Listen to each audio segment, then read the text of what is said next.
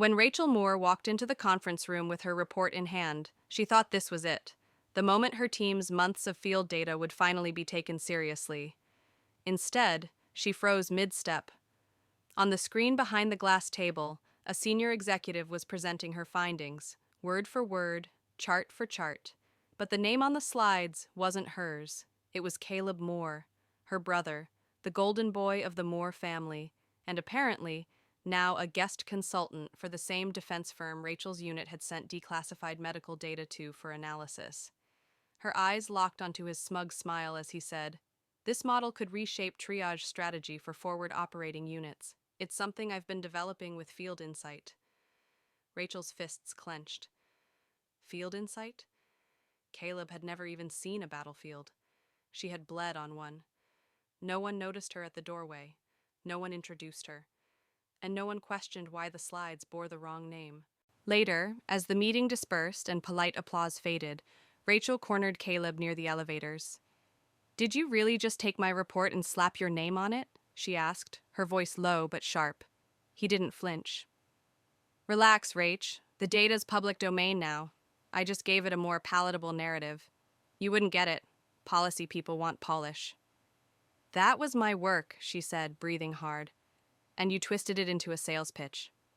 "I translated it," he said, smoothing his tie. "Let's be honest. No one listens to someone who plays soldier in a desert. I'm just making sure it gets seen." That word again. Plays. Rachel grew up in a house where resumes were more sacred than family photos. Her parents, Dr. Richard and Dr. Elaine Moore, were intellectual giants in Boston's academic elite. Her older brother Caleb had been valedictorian, a Harvard law grad, and now worked for a firm already grooming him for politics. Their dinner conversations were TED Talks waiting to happen. And Rachel? She had enlisted in the Army at 19 after a single semester at the state university her parents had settled for on her behalf. Her parents called it a phase. Her brother called it a coping mechanism for mediocrity. What they never called it was honorable. The last time Rachel came home for the holidays, her mother barely looked up from the stove. "Oh, Rachel," she said, "still wearing that uniform, huh?" "I'm a sergeant now," Rachel replied quietly. Her father, flipping through alumni magazines, muttered, "How long until you get this military thing out of your system and apply to med school?" "I'm already practicing medicine," she said, jaw tight. "Just not the way you wanted." That night, as the family toasted Caleb's new consulting gig, Rachel sat silent. When someone asked what she did, her mother waved it off. "She hands out aspirin overseas," she said with a laugh. No one corrected her. But Rachel had her own milestones. She'd just completed certification to join a special operations medical support team. She'd been recommended by her commanding officer, not for politics, not for legacy, but for competence. Life-saving, split-second, under-fire competence. And last night, her transfer papers came through. She was leaving in 72 hours for a classified deployment. She told no one. Instead, she stood alone in her childhood room, uniform folded beside her, staring at the bookshelf full of science awards with Caleb's name on them. None for courage, none for sacrifice. She opened her laptop to draft her will. She wouldn't be missed, but she'd be remembered. As Rachel zipped up her go-bag, her phone buzzed with a text from her mother. "Don't forget Caleb's Senate fundraiser next month. Business attire. No uniform, please." Rachel stared at the message, then deleted it. She whispered, "You'll learn my name soon enough." If you've ever been overlooked after giving everything you had, type 1. The blood wouldn't stop. Rachel's hands were slick with it. Staff Sergeant Willis's femoral artery had been nicked by shrapnel during the ambush, and she had mere seconds to clamp it. Bullets cracked above her head, kicking up dirt as she pressed both palms into the wound, whispering, "Stay with me, stay with me." For hours, they were pinned behind scorched rocks in the Afghan valley, her medic bag nearly emptied, her body running on instinct. She saved 3 men that day, including Willis, who coded twice before the medevac chopper finally arrived. Rachel had to radio coordinates while limping on a torn thigh muscle, her leg half numb from embedded shrapnel. Later, at the field hospital, they handed her a Purple Heart and told her, "Your actions will be noted in the file. Good job, Sergeant." She called home from her cot that night, IV still dripping. Her mother picked up after the third ring. "Hey, Mom! I got injured today. Shrapnel to the leg. Nothing too serious." A pause. "Will this affect your re-enlistment options?" her mother asked. "Maybe it's time to consider something more stable?"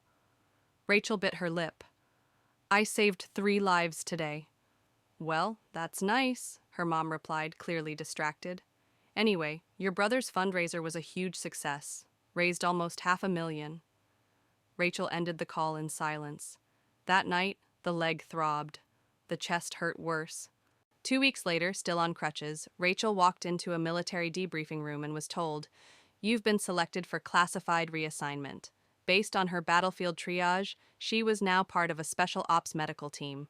No fanfare, just a manila envelope and a warning. This is the deep end.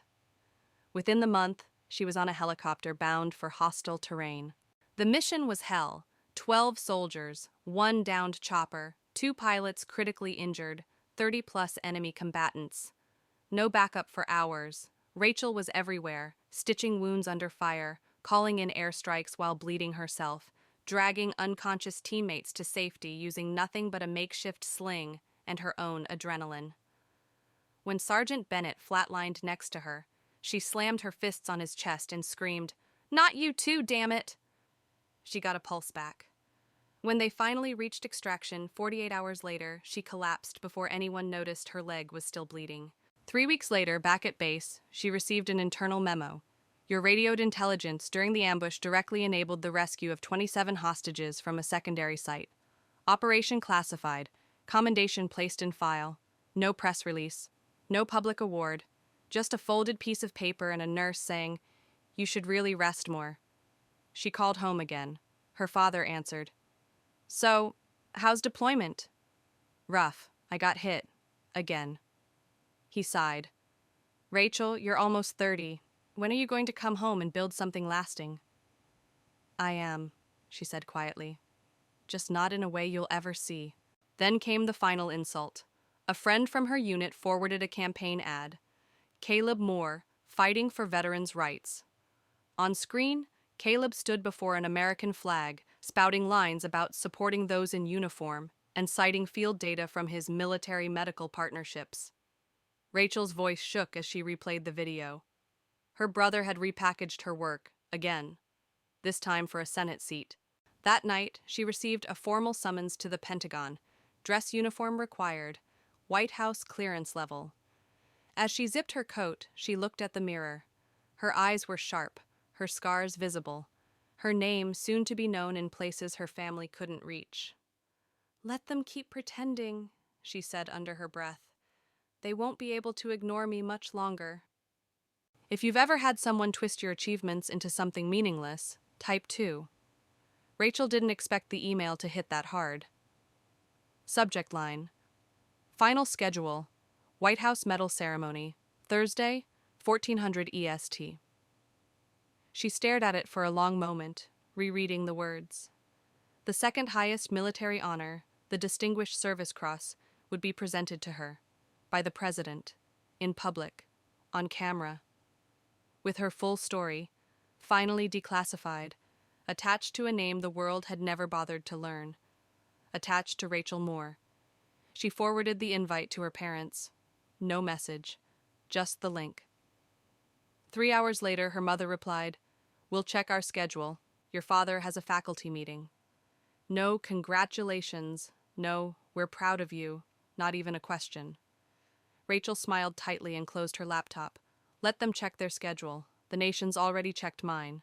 The White House was radiant under the spring sun.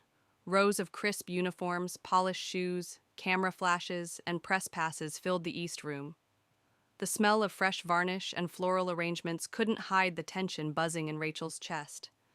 She stood behind a velvet rope, waiting with 3 other honorees. Her family arrived late, ushered in by a staffer. Her mother's pearls gleamed. Her father wore a blazer too stiff for his usual smugness. Caleb wore a forced smile, phone in hand. They didn't see her at first. But Rachel saw everything, the shifting eyes, the nervous glances, the way Caleb whispered something and her father shook his head. And then the ceremony began. The military aide stepped forward and began reading her citation. Sergeant Rachel Moore distinguished herself by exceptionally valorous conduct, despite being wounded by enemy fire, provided life-saving treatment under direct engagement. Intelligence relayed by Sergeant Moore directly led to the rescue of 27 hostages and the prevention of multiple domestic terrorist attacks. The room was silent. The words were clinical, almost cold, until the president added his own. "She didn't just save her team," he said, walking toward Rachel. "She saved innocent lives far beyond that battlefield, including, I'll add, someone very dear to me, my younger brother." Gasps. Cameras clicked. Rachel stood at attention, but her throat tightened. The president placed the medal around her neck, saluted her, and leaned in to whisper, "My family owes you a debt we'll never repay." Rachel turned her head, just enough to see her parents' faces. Her father looked like he'd seen a ghost. Her mother blinked rapidly, gripping her clutch. Caleb stared, blank. No smugness, just silence. Finally, at the reception, military officers approached her. Generals, surgeons, even a few from Veterans Affairs. "You redefined frontline triage," one said. "Your work at Walter Reed changed our recovery model," said another. "Your field manual's been distributed across 7 bases," someone else added. All the voices that had never been in her corner, now surrounding her with clarity and respect. Behind them, her family hovered, shrinking into the wallpaper. Out of place, speechless. Eventually they approached. "Rach," Caleb started. "That story, it was all true?" Rachel sipped her sparkling water. "Yes, and none of you ever asked." Her mother nodded, eyes misty. "We were wrong." Her father cleared his throat. "What you did? I've taught international ethics for 35 years, but today I saw what real duty looks like." Rachel's jaw tightened. "Respect isn't earned in classrooms." A beat. Then she turned away. Outside, as she left the White House grounds, her phone buzzed. Text from Caleb. "Can we talk? I want to understand who you are now." She stared at it, for a moment, then typed, "You had years to know me. Now you'll have to watch." If you've ever been seen too late by those who should have seen you first, type 3.